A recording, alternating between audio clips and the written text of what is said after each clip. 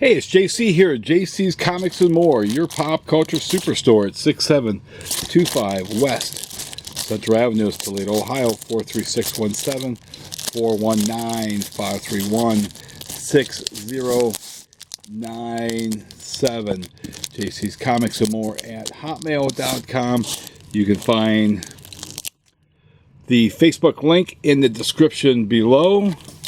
JC's Comics and More at JC's Comics More at hotmail.com. Find the link in the description below. And what's this? Howard the Ducks. This is Sunday the 17th of the Ross Andrew cover. 17th of July. And we've got some of the comics from this new collection that I'm still pricing out and getting together, but these aren't the ones that are ready right now. We'll go to this batch here, and we got some Superboy and the Legions, and this has some Champions and some other ones. And also, I've been meaning to do this for quite some time. I've had these for a couple weeks now. I keep forgetting to do it. Special shout out to Matthew. He, for whatever reason, just gifted me these. Gave these in. Here they're yours. Daredevil number 8. The first appearance of Echo, 9.8. Gave me that one. Gave me the number 10. First cover appearance and the origin of Echo. And then this also has a Echo cover on it. Quesada and Palmiotti and David Mack all with this here. So thank you, Matthew. I do appreciate it. And sorry I didn't give you a shout out and give you credit sooner than this.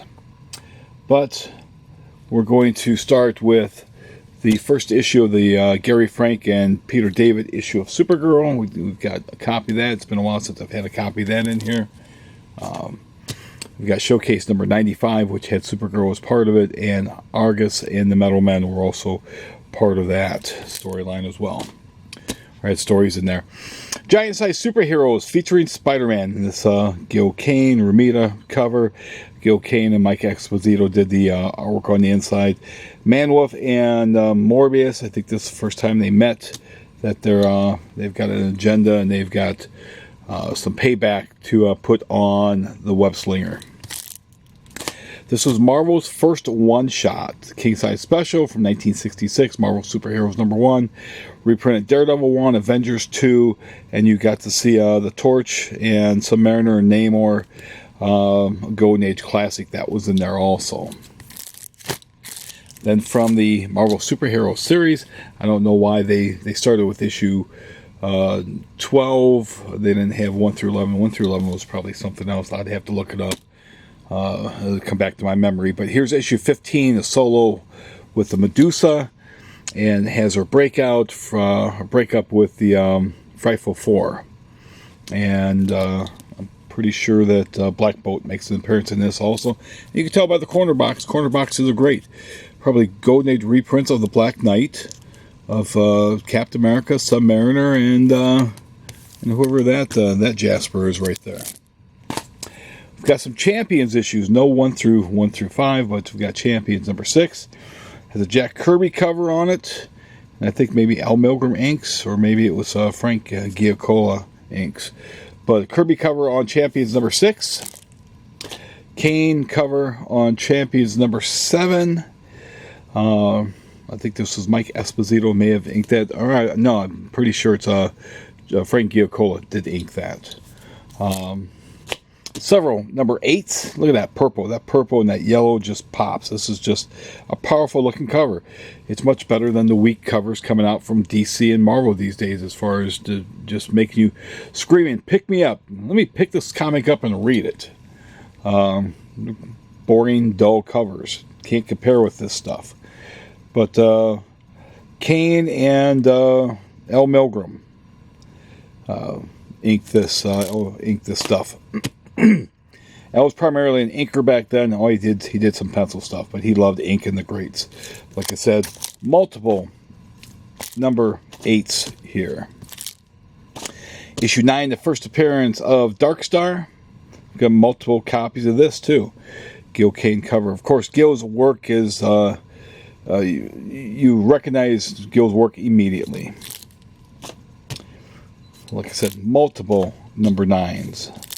The Lion of Olympus has his hands full with the Crimson Dynamo and the Titanium Man, putting a beat down on him. And I think there's one more, and I think that's it. Nope, there's another one. Okay, there's no more after this, so you can stop doing shots.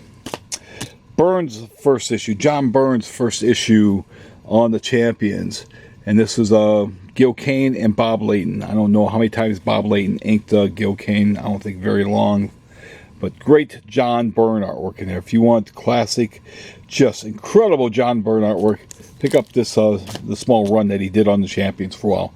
Dave Cockrum cover on number 12.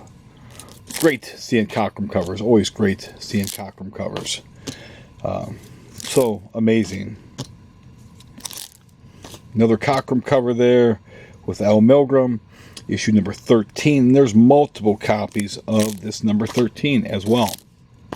This guy liked buying multiple copies of books, which is okay with me. I've got zero problems with that. Go to issue 14. This is Gil Kane once again, and I am pretty sure Mike Esposito or maybe Dan Atkins may have inked this cover. But several number 14s. First appearance of Swarm, Lord of the Killer Bees. Because they were coming at that time. Killer Bees were coming. That's all the media was fear-mongering. Killer Bees, Killer Bees, Killer Bees. How are the Killer Bees working out for us? I don't even think they're even a thing. Just like monkeypox. Just don't have sex with monkeys and you're okay. And finally, the final issue of the Champions, number 17. This is Ernie Chan cover. Although it looks like it might have been taken. Maybe George Tuska may have did a sketch, because that's Tuska. That's a Tuska hand right there if I've ever seen it.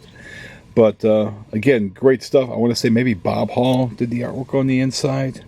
I can't recall. It might have been George Tuska himself. So then we go over here to Superboy, starring the Legion of Superheroes. Here's a giant issue, number 208. Great Mike Grell. Mike Grell had a great long run on the Legion of Superheroes, both when it was with Superboy and the Legion and when it just became the Legion itself. But we got 211, at 217, 219, 220. He drew Superboy with 1970s sideburns too. Another 220, 221. Time must have moved differently. Well, he flew back in time, so he could come back 2 seconds after he left, but spend 2 weeks in the 28th century, 25th century, 26th century. Oh, 30th century. That's right. So none of us is going to be along to see what the 30th century looks like. Here we've got 222, room 222, 223. The Deadly Time Trapper is back. 224. You've got Brainiac. That he was a guru, part of the Jim Jones family back then. And love seeing stuff like this too, where they removed the black line. It was just, man, it was cool, so cool. You got Superboy and Wildfire fighting again. Let's see, look at him. He's got those sideburns going on, man. He was like Elvis. Elvis is Superboy. Almost looks like Grell maybe based his Superboy on Elvis. 226, the first appearance of Dawnstar. 227, this was a running theme that Brainiac 5 would always betray them because his superior brain always knew better. But 227, 228, there's another 228, 229. Got 230. I think this was based upon some sort of a alien with dinosaur legs, and just maybe the green, based on the green slime, maybe a little bit. And then there was Giants. These are the Giant issues, probably I think 52 pages. But you've got 231 there. Saturn Girl wearing her rockin' costume. Look at that. Her job was to take distract men, and it sure did. 232. Down, Supergirl. Not all of our powers can't save us from the disease that wouldn't die. See, COVID. COVID is still there. See, it's the disease that wouldn't die. Panic, panic, panic. The sky is falling, the sky is falling. The BA is upon you. 233. Got the Infinite Man. 234. Composite creature, really four Legionnaires. I see Colossal Boy. I see Lightning Lad. I see Saturn Girl. I am not sure who else is in there. I just looking at that without looking on the inside. Oh, I guess the green pants gives it away. Ultra Boy's in there too. So that's the 4 Legionnaires. 235. Mike Grell. See, Mike's always signed his books. 236. Grell and Rubenstein. He always inked his stuff, and Joe Rubenstein came on inked this issue. A nod to Action Comics, Adventure Comics, and Young Romance. This one's got it all. 237. Rubenstein inking Grell once more. 238. This is a wraparound Jim Starlin cover. Look at that. It's a reprint with the new Jim Starlin cover. That Jim Starlin cover is worth the price of admission right there. I mean, it's a great reprint story. I think it was a 3-part story. 46 pages, but that Jim Starlin cover is great. Look at just a Dream Girl. You get Ultra Boy. You got Sun Boy. You got your typical Starlin aliens with the little tentacles or little suction cups on their head. Looks like these guys came from the Thanos universe, and always doing the stars and always the planets and stuff. And there's Mon-El, there's Superboy, there's Saturn Girl, there's Colossal Boy. So you can tell right there, let you know he's got kryptonite chains on his feet. So that's making him slow down. These almost looks like the Martians from the John Carter series. There we got issue 240 of Superboy and the Legion. Grimbor will have his revenge. Issue 243. Grell and Rubenstein once more. 250. This is a Joe Stanton and Dick Giordano cover.